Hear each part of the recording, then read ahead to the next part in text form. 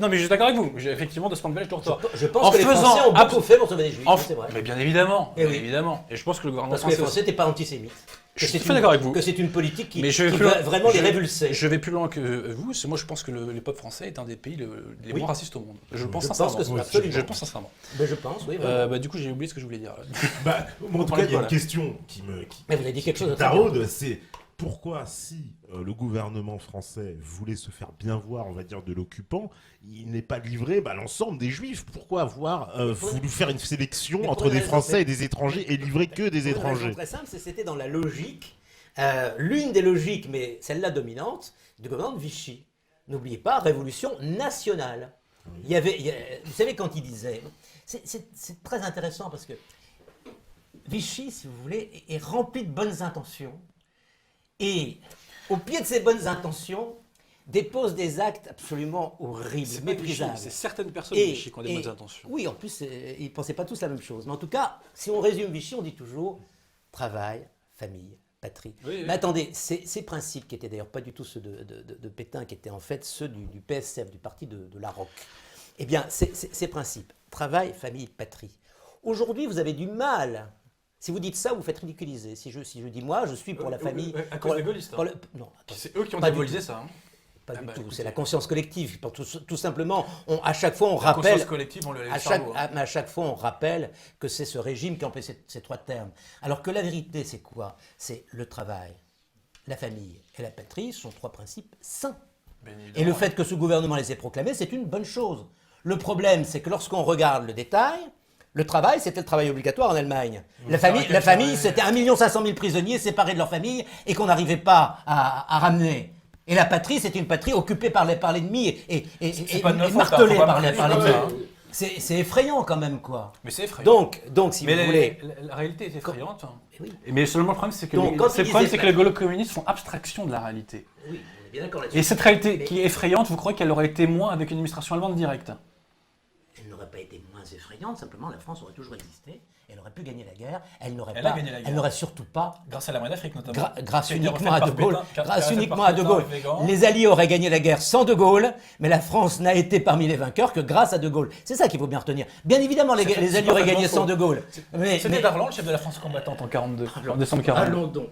Mais c'est... Alors le cas Darlan. Non, mais attendez. Allons-y. Mais là, vous niez la réalité. Attendez. Parce que Darlan, Vous il avait... niez Non mais l'armée d'Afrique, parce que ça on Elle en est au parlait ordre quand de même. qui, l'armée d'Afrique? Darlan est celui qui a été le plus loin Je dans suis le d'accord sens de la avec vous. collaboration. Comme il s'est planté, comme il était tellement vaniteux, alors il a essayé de se rapprocher des Américains. On dit même que sa présence à Alger... Ça, c'était un hasard, je pense. Sincèrement, je pense alors pas certains disent que c'est pas un hasard. Je vais pas... Moi, je pense que c'est un hasard. Certains disent que Sincèrement. c'était pas un hasard. Peu importe. Mais ça aurait été mieux si ça n'avait pas été un hasard. Parce qu'effectivement, ça aurait voulu dire, ce type a enfin compris... J'ai un dossier là-dessus, là. Oui, ce type a enfin compris où se trouvait la bonne solution. Et donc, il arrive là et il essaie de changer de camp. Oui, mais il l'a fait. Mais attendez, mais ce qui manque complètement de la plus élémentaire dignité. Mais pas du Je veux dire, quand quelqu'un se trompe à ce point-là, quand Mais il vous s'est surcaricaturez, mouillé à ce point-là c'est dans ce que le Vichy a fait de plus horrible, et il va brusquement changer de côté comme ça. Non, c'est pas acceptable. Ça. Ce qu'il y a eu de C'est plus pas horrible, ça acceptable. date d'après la mort de Darlan. Vous savez, moi j'ai connu des gens. J'aimerais... Je vais citer un cas quand même. J'en ai plusieurs comme ça. Il y a Guéna par exemple. Mais ce sont des gens. Ils avaient 18 ans, c'était en 40, 18 ans. Et il me disait,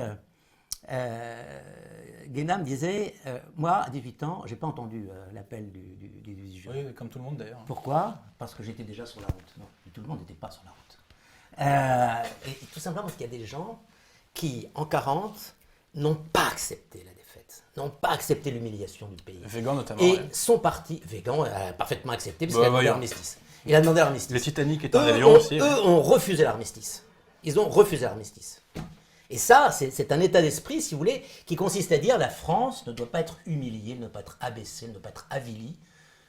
Elle doit gagner en gardant sa dignité, son honneur, pour reprendre le terme de Gaulle. Tous les autres, même s'ils Oui, mais avaient le une problème, idée c'est derrière la que- tête, le problème, ont c'est que- accepté qu'elle soit avilie. Ce n'est pas vrai. Vous surcaricaturez. Vous répondez à votre pensée, vous ne répondez pas à mes arguments. Ah, si. Non, je suis désolé.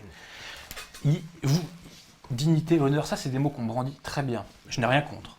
Le problème c'est qu'il y a une réalité humaine. Il y a 40 millions de Français. Est-ce qu'on les livre aux nazis? Oui ou non? C'est ça la problématique qui se pose. Nous sommes en 2014, c'est facile de brandir des grands principes. C'est très simple.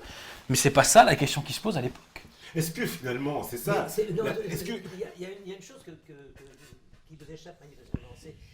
Attendez, pourquoi est-ce qu'ils ont fait ça, Qui donc? les collaborateurs? Pourquoi est-ce qu'ils ont Alors fait déjà, ça? on parle de qui? On parle de ceux de C'est Paris, effectivement, de Vichy. Il y a toute C'est une pas la même gamme. chose. Il y a toute une gamme. Mais la plupart, et je pense en particulier à Laval, qui a joué un rôle considérable dans cette affaire-là, mais c'est tout simplement parce que, en 1940, la plupart des gens pensent que l'Allemagne va gagner. Et Pétain, qui va jouer les deux jeux, pense que l'Allemagne va gagner. Non, c'est plus compliqué que ça. Et pense que peut-être, à plus long terme, il y aura quelque chose à faire avec les Américains. Ça, c'est vrai. Mais dans l'immédiat, en 1940, la plupart des gens qui ont le museau sur le guidon, comme on dit, n'imaginent pas une seconde que l'Allemagne peut perdre la guerre. Mais c'est pas idiot, d'ailleurs, parce que l'Allemagne a battu les armées françaises. Elle n'a pas d'ennemis importants en Europe, puisque l'Italie est son allié. L'Espagne, de l'autre côté, n'est pas un ennemi pour l'Allemagne. Il y a juste l'Angleterre qui est en grande difficulté. Les États-Unis ne sont pas en guerre.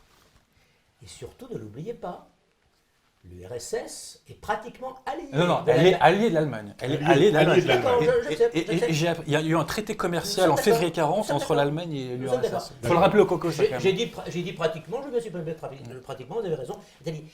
Il est bien évident, quand vous regardez ça, vous vous dites les carottes sont cuites. L'Allemagne a gagné. Et la plupart de ces gens-là, quand vous les lisez, vous vous rendez compte qu'ils pensent la plupart ça. Un type comme Laval le pense vraiment, il le pensera encore en 42, ce qui c'est vraiment stupide. Il le pense en 44. Oui, c'est complètement idiot. Mais bon, mais le seul qui précisément dit non, C'est pas le ils seul. vont perdre la guerre, eh bien c'est De Gaulle, je suis désolé. Mais il y a plein d'autres personnes qui vont perdre la guerre. Mais si, il y a le colonel Groussard, par exemple. Il y a Pétain. Pourquoi Pétain pense ça? Ah, Pétain, non, Pétain pas le Pétain. pense. Écoutez, on n'a pas les mêmes sources. Pétain le pense pour une raison très simple. Pourquoi? Parce que les Alliés tiennent la mer. Ils tiennent la mer, les Anglais. Tout simplement. Et donc il se dit que l'Allemagne, en fait, pourra, on va dire, progresser continentalement, mais pourra pas étendre son expansion au-delà de l'Europe, en fait. Et il y a un blocus. Et tôt ou tard, surtout, il manquera du pétrole à l'Allemagne. Et on sait pourquoi Stalingrad tue l'Allemagne, parce qu'ils ne peuvent pas mettre la main sur le pétrole du Caucase. Oui, Voilà, parce tout que à fait. l'Allemagne veut foncer à Bakou chercher Et puis le pétrole. surtout, une grande partie de la puissance allemande venait de son aviation. Et Pétain, en 1943, rencontre un journaliste anglo-saxon et il lui dit « Je sais que l'Allemagne va perdre parce que dans la campagne de Tunisie, on a bien vu qu'elle n'avait plus son avantage aérien. » Donc voilà. Mais moi, c'est ça qui me frustre quand je discute avec des gaullistes, parce que, bon, mon point de vue, je sens que moi je suis pas pétiste, moi je ne m'identifie pas à tout ce qui a été fait. Quand même. Ah non, pas du tout, non. Vous êtes des gantiste. Non. Ah, mais ça n'a rien à voir. Mais écoutez, lisez. Non, je blague. Non, mais je suis végantiste. Lisez le rapport que fait Végan à la fin du mois de juin à Pétain. Non seulement vous validez tout, mais on a l'impression qu'il parle aujourd'hui. Ce que je sauve, moi, dans Vichy, c'est ce que voulait faire Pétain, c'est qu'il voulait délumiériser la France. Il ne le disait pas comme ça, mais il voulait délumiériser la France. Et on revient à De Gaulle. Qu'est-ce que je reproche à De Gaulle? C'est d'avoir relumiérisé la France. On parle de la Restauration. Quand on parle de la Restauration, on entend toujours Louis XVIII. Mais Restauration de la République des Lumières, dont nous mourons actuellement. Et c'est De Gaulle qui l'a restauré, ça. Oui, alors, ça c'est très très... Alors on peut dire aussi que c'est faux factuellement. Ça c'est tout à fait intéressant, parce que quand je disais du bien de travail famille patrie, en fait, ça veut dire quoi? Ça veut dire que dans le fond, il y avait beaucoup de choses valables dans ce qu'on appelait la Révolution nationale. De Gaulle l'a dit lui-même. Oui, non, mais il y avait beaucoup de choses valables. Philippe Barrès. Ce qui est aberrant, c'est qu'on ait justement voulu restaurer la France alors qu'elle était occupée par son pire ennemi. Ils ne se sont pas rendus compte que, ça n'allait pas marcher, parce qu'ils n'avaient pas les moyens, et deuxièmement, que ça allait pourrir ces idées-là pour le reste de l'histoire. C'est ce qui nous arrive encore maintenant lorsqu'on se fait attaquer sur travail famille patrie, parce que tout simplement, ce sont des mots qui ont été gâchés par ceux qui les ont employés. Mais vous participez à ça en diabolisant Pétain. Pas du tout, je viens de dire le contraire. En diabolisant Pétain. En diabolisant Pétain, parce que Pétain, il a sali ses termes. En ridiculisant Végan. Mais Végan, vous participez à ça? C'est pas lui le sujet. Pétain a fait de la politique. C'est ça qui est grave. Et précisément, en faisant en sorte que la révolution nationale ait été menée dans un moment où elle ne pouvait pas être menée, il a gâché ses atouts, il a empêché la restauration en fait du pays. D'une certaine manière, De Gaulle et Pétain étaient d'accord sur ce sujet-là. Qu'il fallait, vous savez, ils avaient tous les deux lu Renan, et ils se trouvaient dans la même situation que Renan après la guerre de 70, c'est-à-dire réforme intellectuelle et morale de la France, redressement du pays. Et spirituel. Patriotisme. Oui, mais enfin, c'est le titre du bouquin, c'est réforme intellectuelle et morale. Bien sûr, on est d'accord. Et ce que voulait faire De Gaulle et ce que voulait faire Pétain, sans doute, c'est ça seulement. La différence, c'est que De Gaulle était persuadé qu'on ne pouvait faire ça qu'en gagnant la guerre, et que Pétain a pensé, mais vraiment en étant complètement aveugle, qu'on pouvait faire ça avec des Allemands qui occupaient le pays. D'ailleurs, il y a un homme pour lequel j'ai beaucoup d'admiration personnellement, qui est un homme peu connu, qui est François Valentin, qui a été, je pense, bien condamné, même un tout petit peu, à la fin de la guerre. C'est un homme dont le parcours est tout à fait intéressant. C'était avant-guerre un jeune patriote. C'est un groupement politique très à droite, dans lequel je pense Mitterrand également a trempé un peu. Et autrement dit, c'était un patriote, c'était un homme de droite, il est ensuite devenu député lorrain. C'était un député de droite, mais évidemment, en tant que député, il était plus modéré. Je ne sais pas, il devait siéger à la Fédération républicaine, des choses comme ça. Et lorsque la Révolution nationale, mais il était enthousiaste. Et puis brusquement, il a compris que, au fur et à mesure des années, au fur et à mesure, comme il dit, de la descente aux enfers, des renoncements, au fur et à mesure des échecs, au fur et à mesure des lâchetés, il dit aussi, eh bien, il s'est rendu compte qu'on était en train de démolir complètement ce projet. Qu'est-ce qu'il a fait? Ah ben, il est parti. Et il est parti en quittant absolument tout pouvoir. Il est parti tout simplement se battre dans la résistance. Et puis ensuite, il a fait la guerre avec la première armée. Ce qui fait qu'à la fin de la guerre, il dit quand même, vous avez quand même soutenu Pétain, là. Donc on va vous punir. Oui, mais enfin, vous avez été résistant aussi. Donc on ne va pas vous punir beaucoup. Mais c'est un homme qui en raison même de sa prise de conscience et la manière dont il dit, mais nous nous sommes complètement trompés, quoi. Nous pensions restaurer des valeurs, et nous les avons gâchées parce qu'elles ont été compromises avec des hommes qui les ont salies. Ça résume tout. Elles ont été restaurées, c'est intéressant. Elles ont été restaurées. Oui. On apprenait le respect envers Dieu. Écoutez, on apprenait le respect envers Dieu à l'école. C'est très simple. Les Lumières ont naturalisé la société. Oui. La coupure entre la spiritualité et l'individu vient de là. Un individu, pour fonctionner, doit être branché à 3 prises. Matériel, parce que, oui, il ne faut pas qu'on soit dans la servitude matérielle. Hein. Il faut être enraciné, comme dans l'enseigne cette chère Simone Veil. Et il faut la prise spirituelle. Bon. Les Lumières en ont éradiqué 2. Bon. Qu'on le veuille ou non, Pétain voulait donner une place plus grande à l'Église. Il voulait faire une république chrétienne, corporative et familiale, sachant que le vrai projet de Pétain... Il a le même moment, c'est tout ce que je vous dis. Mais est-ce qu'il avait le choix? Mais précisément oui. Il devait bien comprendre que prendre le pouvoir à ce moment-là, c'était le pire moment pour faire ce qu'il voulait faire. Admettons qu'ils ne le prennent pas. Vous pensez sincèrement que ces gens de la Fédération républicaine, du Parti communiste, du Parti radical socialiste, à la fin de la guerre, ce serait dit, bon, les Lumières, ça a foiré, finalement, on va revenir à un catholicisme d'État. Vous le pensez vraiment? Sincèrement. Sincèrement. On restaure notamment une aide à l'enseignement privé sous Pétain. Tout à fait, ouais. Résultat pratique, à la fin de la guerre, paf, on le supprime. Et qu'est-ce qui rétablit ça? C'est De Gaulle, lorsqu'il revient au pouvoir en 1958. Tout simplement parce que c'était ce qu'il voulait. Parce qu'il considérait qu'effectivement, la laïcité ne devait pas être une laïcité agressive envers la religion, ce qu'elle avait été auparavant. Elle l'est par nature. Non, pas du tout. Mais il semble qu'il y a eu quand même un certain nombre d'avancées sociales sous le régime qui ont été conservées ensuite. Ça, je vais dire ça, c'est un logiciel de gauche. Le social, c'est bien, mais il faut arrêter maintenant de toujours nous parler de social. Non, la charte du travail était une bonne intention aussi. Et d'ailleurs, c'est très proche du gaullisme. La charte du travail, c'était vouloir dépasser l'opposition de classe propre au capitalisme. C'était la fameuse troisième voie. Et vous trouvez un mot qui est typiquement gaulliste, vous trouvez le mot de participation. Le problème... Ou alors c'est peut-être le mot participation qui est typiquement pétainiste dans ce cas-là. Mais le problème, c'est le problème... On va le voir comme ça.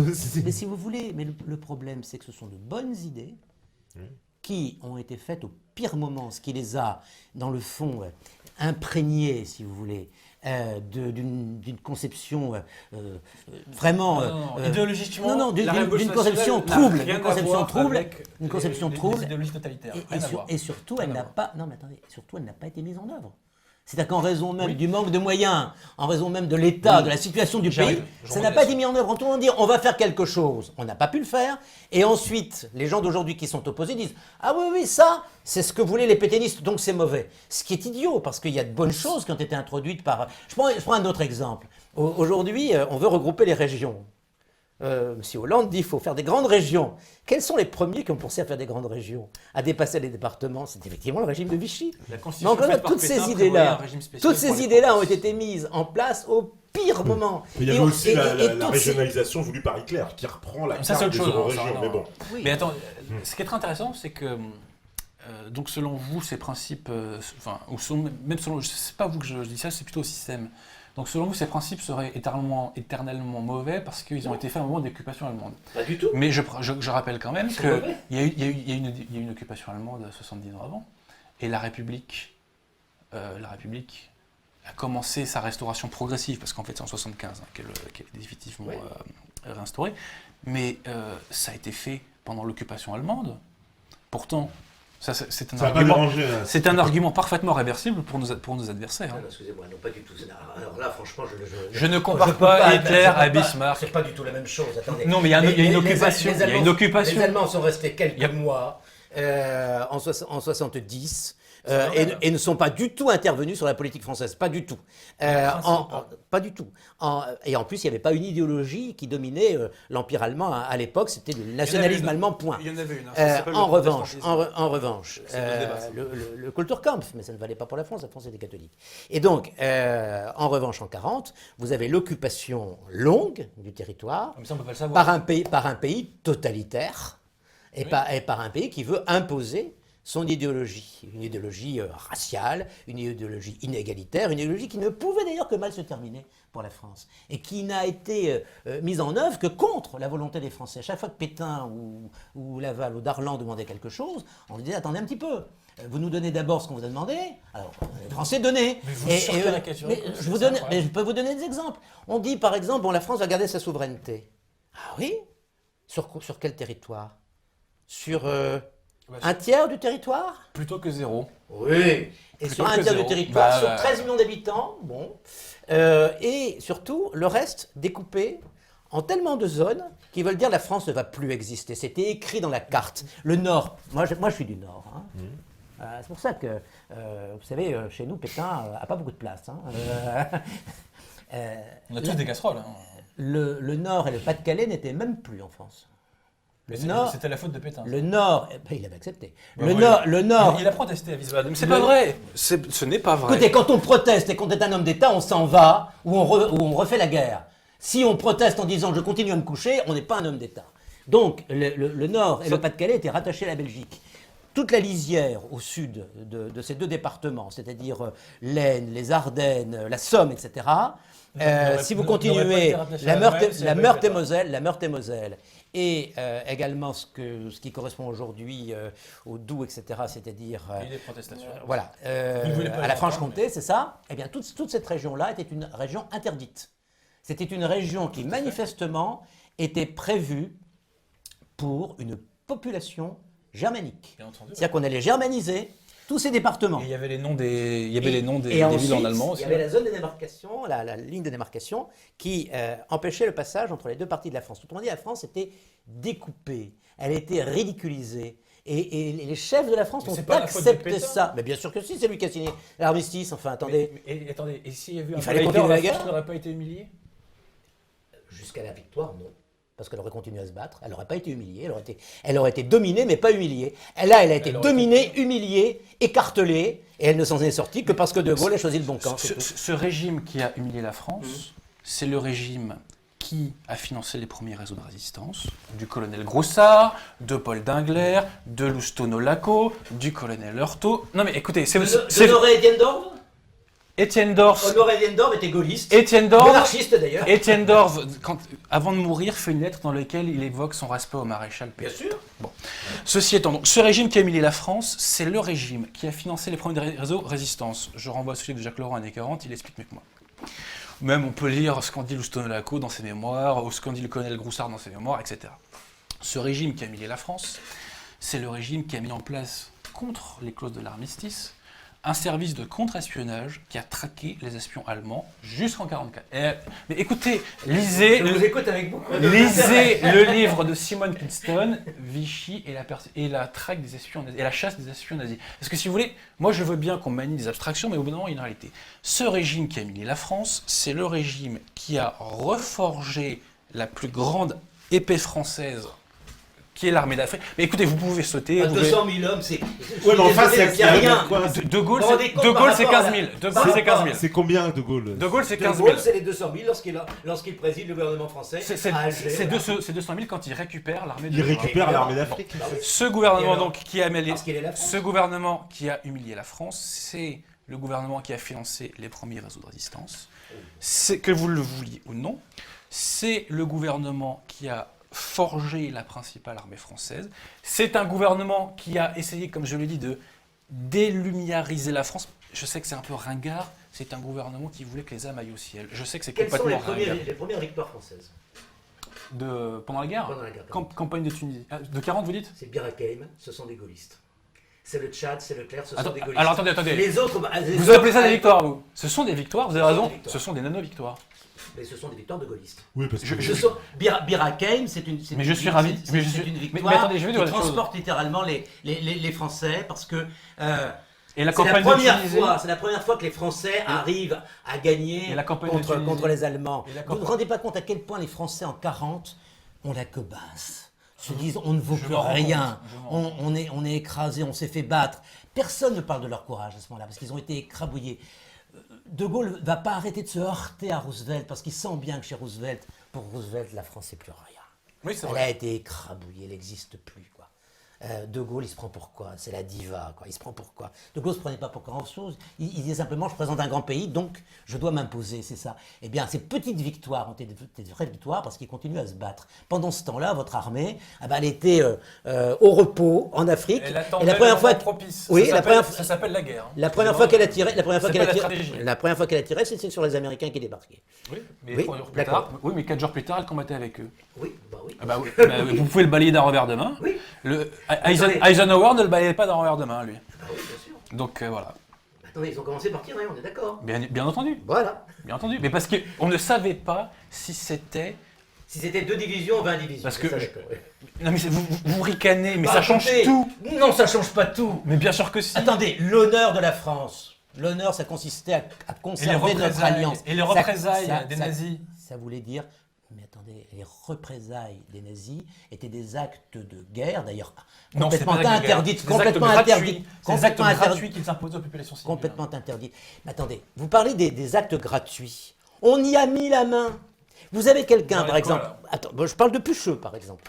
Prends Pucheux. Alors là, Pucheux, c'est un très mauvais exemple. Ah bah non, c'est un très mauvais exemple. Pucheux, c'est un homme brillant, d'abord. Oui. C'est un homme qui fait partie de ce qu'on a appelé quelquefois la synarchie.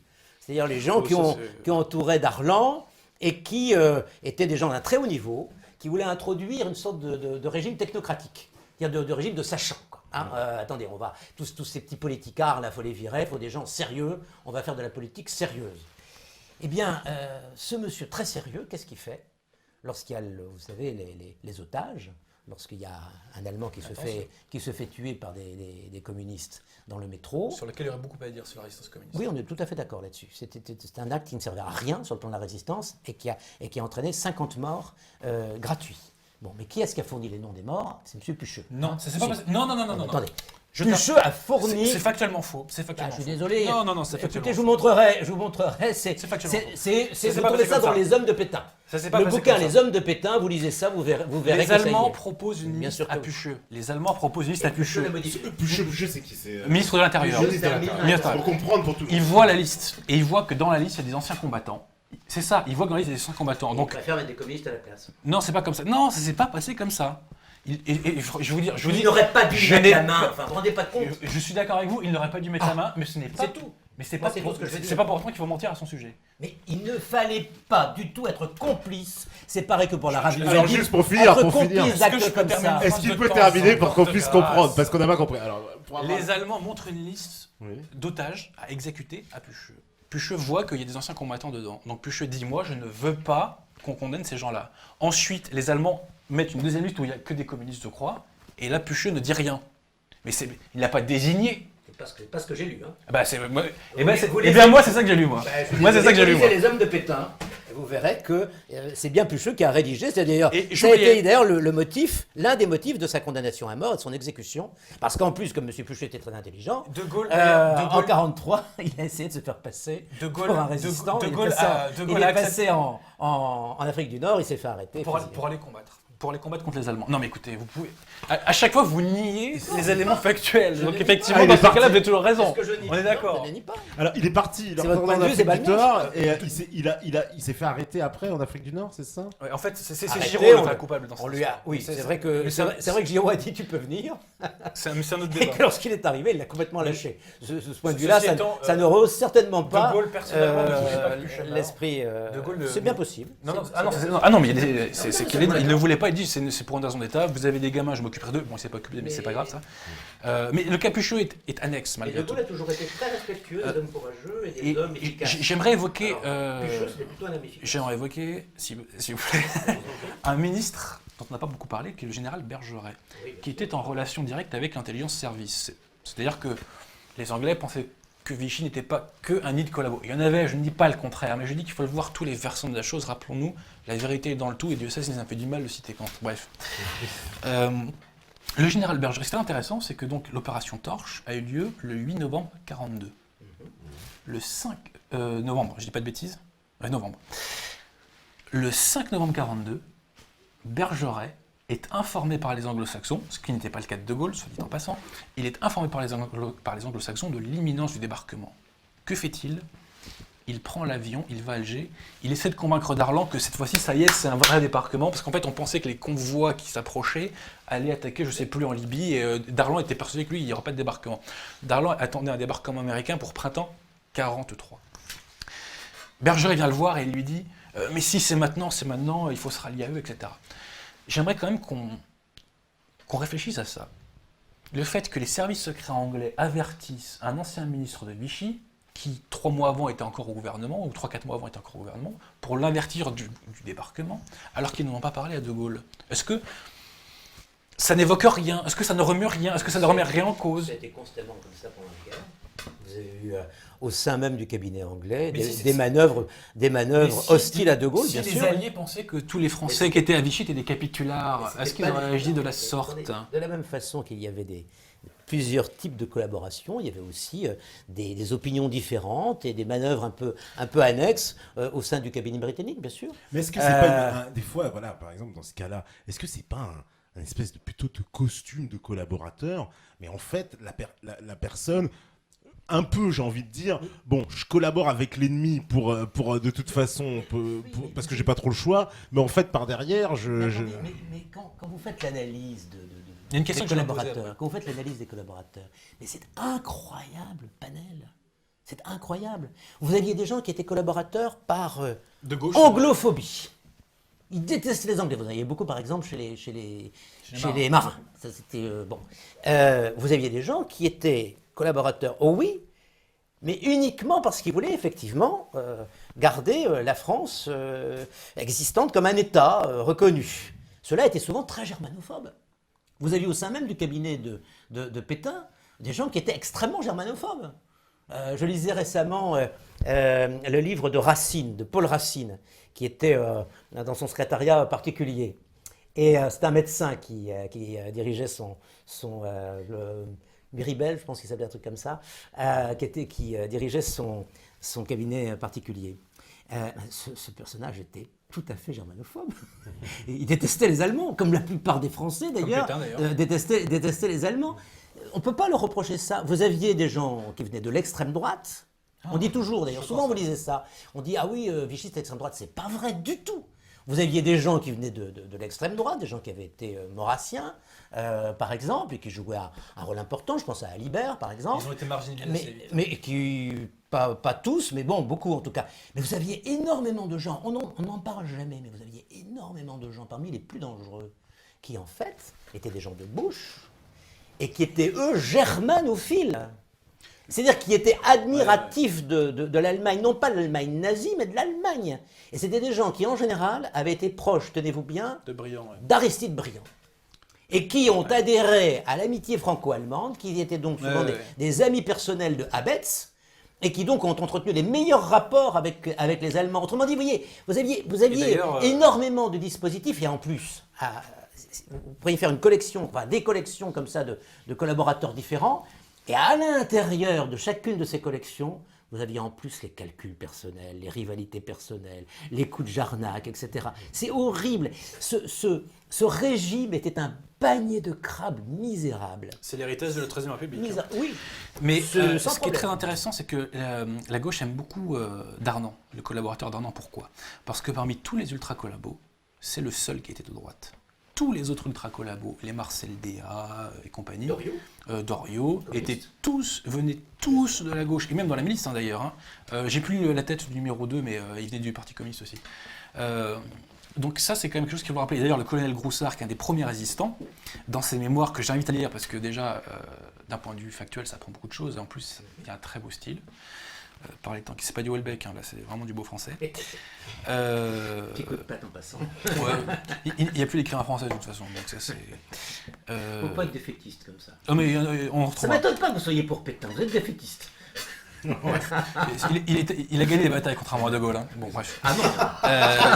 Non mais bon, je vais pas te le charmer. On va laisser placer. De Gaulle s'est contenté de gagner la guerre. Mais bref. Ah bon, il a gagné la guerre. Bah oui. Bref. Je disais quoi là? Ah oui, le colonel Groussard, oui. Donc le colonel Groussard racontait comment il recrutait ses résistants. Et en fait, il raconte qu'il allait voir les militants des anciens partis d'extrême droite. Pour deux raisons. Un, parce qu'ils étaient patriotes, et deux, parce qu'ils avaient l'habitude de se battre, quoi. Tout simplement. Mais la gauche, de toute façon, il y a un truc qu'il faut quand même comprendre, c'est que la gauche est l'anti-France. Quand on n'a pas compris ça, on n'a rien compris à la politique française. Non, la gauche est anti-France. La gauche est l'anti-France. Pas toute la gauche non plus. Si, toute la gauche. Le logiciel des Lumières est vicié à la base. Il est vicié à la base, et la gauche veut remplacer la France par un autre pays, une autre civilisation. On le voit aujourd'hui. Mais ça, c'est un autre débat. La gauche est l'anti-France, et les gens qui se sont battus, qui sont davantage levés, sont des gens qui étaient marqués à droite ou à l'extrême droite, et la résistance communiste n'a pas été très spontanée. Ils se sont battus très courageusement. Ils se sont battus. Oui, parce qu'ils ont l'URSS, voilà. Ils se sont battus pour l'URSS, ils se sont battus pour la Mais France. ils se sont battus. Ça ne retire rien à leur courage et à leur sacrifice. Parce qu'ils formaient l'essentiel des troupes après la Mais- guerre dans l'armée de libération, c'est ça Non, Non, pas du c'est- tout. non, Non. il y avait Ils ont vraiment- formé l'essentiel des troupes dans l'épuration, oui, ça c'est vrai. Ah, Ça c'est d'accord. vrai. Parce que je condamne les crimes commis par la milice, bien entendu. Bien sûr. Bien entendu. La vérité dans le tout, l'épuration, on n'en parle jamais, ça. Ou quand on en parle, on la minimise. Combien de personnes, on pense 100 000 morts dans cette opération, c'est ça, En gros, entre 40 et 100 000. Entre 40 et 100 000. En gros, voilà. Entre 40 et 100 000. C'est un carnage quand même, hein. Faut jamais l'oublier ça. Oui, Et c'était pas 100 000 collabos. Ces chiffres ne sont pas identifiés par tout le monde. C'est ceux de Robert Aron en tout cas. Oui, mais Robert Aron C'est ceux d'Henri Amouroux. Oui, mais Robert Aron est... Oui, tous ceux qui disent la vérité. Bah non, il y a Tous pas ceux il y a qui, pas effectivement, que, il y a pas que, effectivement, attendez, et j'ai pas dit qu'à que, je dis qu'effectivement, Vous avez- à chaque fois que vous avez quelqu'un beaucoup dit un d'analyses, celle de Rousseau par exemple, qui... il y a beaucoup à dire sur Rousseau. Rousseau. Il y a beaucoup à Oui, dire. mais d'accord, mais comme on peut dire sur vraiment Justement. sur Robert Aron. Sur toutes ces questions-là, bien sûr, vous avez des lectures différentes. Et donc, souvent, des chiffrages différents. Par exemple, les communistes parlent toujours de leurs 75 000 morts. Oui, non, mais Il n'y a voilà, c'est évidemment bon, pas eu 75 000 fusillés communistes. Je pense qu'il y a eu en tout et pour tout 4 000 fusillés, je pense, quelque chose comme ça pendant la guerre, tout compris, hein, c'était pas seulement des communistes. Donc, si vous voulez, on est très très loin des chiffres à évoquer. En revanche, il faut toujours rappeler ça, je pense que là on sera parfaitement d'accord, il faut toujours rappeler que les premiers résistants étaient des gens de droite, et souvent très à droite d'ailleurs. Michel Goulard, etc. Bien sûr, d'ailleurs auprès de De Gaulle, l'un des responsables des services secrets de la résistance, c'était le colonel Rémy, qui était Action française. Action française, mais parce que- Le secrétaire, par exemple, de Moulin, Cordier, qui vit encore, je pense, c'est un des derniers compagnons de la Libération. Il a un âge canonique maintenant, Action française. Et d'ailleurs, c'est ça, c'est ça qui est magnifique, si vous voulez. Un type comme Cordier, si vous voulez. Il a mal fini, hein. Non, mais attendez. Il a mal fini. Ce type, il s'engage par nationalisme, comme De Gaulle. La patrie ne peut pas courber les chines, elle ne peut pas se prosterner devant le nazisme et devant l'Allemagne. Bon. Mais il accepte de travailler avec Moulin, alors que vraiment, il n'a aucune idée commune avec Moulin, mais il a un profond respect pour lui parce qu'il il est radical, c'est un radical. Moulin, c'est un radical. Moulin. Bon, mais si vous voulez, jamais il n'évoque ce genre de sujet. Parce que le problème n'est pas là. Le problème, c'est la lutte contre l'ennemi. Et ce qui sera très beau dans la résistance, c'est ça. Sauf peut-être les communistes qui restent toujours à part. Mais les autres grands mouvements comprennent. Un mouvement comme Combat, par exemple, c'est de Freinet, d'Henri Freinet. Bon, comprend des gens qui sont très très à droite. Je pense à celui qui se faisait appeler, son surnom c'était Barès, et qui ensuite a été un gaulliste pur et dur, qui est devenu député du 12e. Je suis en train de chercher son nom, ça va me revenir. C'était un type qui était très très à droite. C'est le choc, moi, il est très heureux. Mais non, attendez, beaucoup de résistants étaient dans cet esprit-là. Bah, évidemment. Parce que c'était des gens qui réagissaient non pas du tout dans des droits de l'homme et tout ça, c'est un sujet qui n'était pas encore vraiment dans l'esprit des gens. Ils réagissaient pour la France, pour la nation française. Ne pas accepter l'abaissement de la nation française. Et ça, il faut le rappeler, ne pas laisser capter la résistance, la défense du pays par la gauche, parce que c'était faux, ça, complètement faux. Ouais. Mais si vous voulez, il faut juger un arbre à ses fruits aussi, au bout d'un moment. C'est-à-dire que ces principes qui ont été rétablis en 1944, aujourd'hui, on en paye la facture. Hein. J'aimerais quand même qu'on évoque ça aussi. C'est-à-dire que moi, le plus gros reproche que je fais à De Gaulle, sincèrement, qu'il soit parti se battre en Angleterre, c'était très bien. Hein. Je veux dire, personne ne critique ça. Ce que je lui reproche, c'est d'avoir fait dissidence et d'avoir diabolisé Vichy. Je précise juste que Fourcault, quand il va à Vichy en fin 1940, est reçu par les autorités de Vichy. Qui est Fourcault? Fourcault, c'est un agent gaulliste que De Gaulle avait envoyé avec Duclos pour créer des réseaux de renseignement en France. Ils sont reçus par Vichy. Par qui à Vichy? Précisément, je ne saurais pas vous le dire. Par Groussard notamment. Mais oui, parce que vous aviez plusieurs portes d'entrée. Non mais attendez, Pétain était au courant. Problème. Et Pétain a proposé à Fourcault un accord avec De Gaulle. C'est de Bavra c'est le colonel Passy qui raconte ses mémoires, donc je sais pas un petit. Hein. Bon. Donc c'est-à-dire que Pétain propose un accord à De Gaulle. Je répète, Pétain propose un accord à De Gaulle. Et c'est De Gaulle qui dit non, Pétain est un vieux renard, il essaie de nous couler, etc. C'est De Gaulle qui a refusé la main tendue à Pétain. Est-ce qu'on a la même image que celle de la doxa lorsqu'on sait ça? La réponse est non. Et d'ailleurs, pour retourner en Angleterre, Duclos et, j'oublie son nom, et Fourcault avaient besoin d'un visa. C'est Paul Baudouin, le ministre des Affaires étrangères de Vichy, qui le leur a donné. Autre chose intéressante que notamment Henri Freinet raconte dans ses mémoires que je recommande, elles sont très, très intéressantes, qui s'appelle La nuit finira. Combat, à un moment, a subi la trahison. Il est devenu député socialiste. Et il a mal tourné, ouais. Il a mal tourné. C'est un peu étonnant, parce que c'est plutôt un homme de droite, Freinet. Ouais, mais c'était un cateau de... Enfin bref. Ah oui, bon. Dans ses mémoires, raconte un truc intéressant.